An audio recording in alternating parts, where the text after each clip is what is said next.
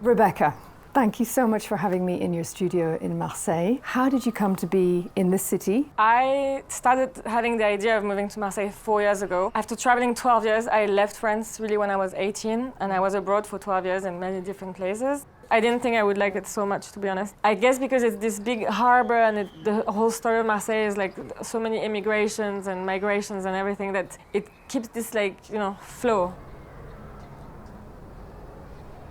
When we arrived in the studio, you had the window open and you were talking about how the sound of the children reminded you of when you were a child. My father migrated to Morocco in 1936 and my grandmother opened the first art school in Rabat. So she was a painter, but then she never really had a career as a painter herself, but she was very dedicated in teaching. She would make us draw like what was in the studio, so like chairs and like a lot of nature morte. In these pieces, we've got all of the women holding wine. The show is called Together Separated. I don't like art fairs, and it's like social anxiety you can get. And I just like thought about it, like how do we get out of this social anxiety? A lot of people then just drink or like do whatever, and then it's like how we manage ourselves, like being in a group and having to interact and not knowing, and just like how we feel about it and everything.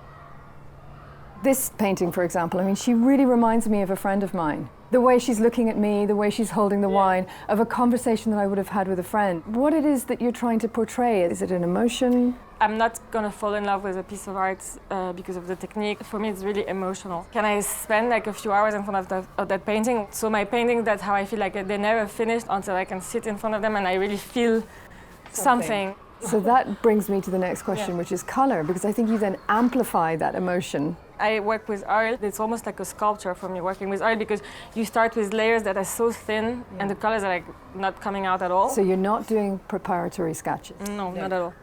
For me, the colors is very instinctive, you know? You love the color green. Why is that? The color green is the one with the most shades. Green goes into brown, into yellow, into red. Like it's never ending. I think a lot of your work really comes from just really deep observation. My paintings, they're really like, it's a mix of everybody that surrounds me. As I said, whenever I sit on public transport or wherever I am, like I'm really like staring at people. It's just like, a collection of things I have in my mind and then it comes out. They do look all similar in a way. So a lot of people are asking me if it's like a portrait of myself that I just do over and over again. The work that you've made, it seems to have some sort of connection with the school of Diego Rivera and Kahlo. I've never been to Mexico, so I cannot tell, but I think from what I see, like in Morocco, you find a bit the same kind of, you have the same, this blue and this red, and I feel like they're a bit similar to some colors in Morocco. Your paintings are kind of a little bit acultural. You allow us into that moment you don't put any cultural barriers. They're very open and very accessible. For me, like it's important that any viewer is able to like imagine or whatever he wants. They're not real and I'm not trying to make them real. Also my background, everything is not very defined and I'm not trying to define anything.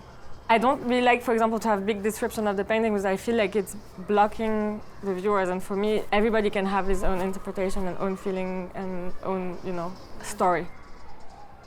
There's a sort of in you, but also in your paintings, because, for me, there is a generosity of spirit in your work, both in its perception, but also in its making. I try to turn the negative into positive, and I try to always be positive as much as I can. So I think that's what I reflect in my painting, that trying to cross all boundaries and just like opening up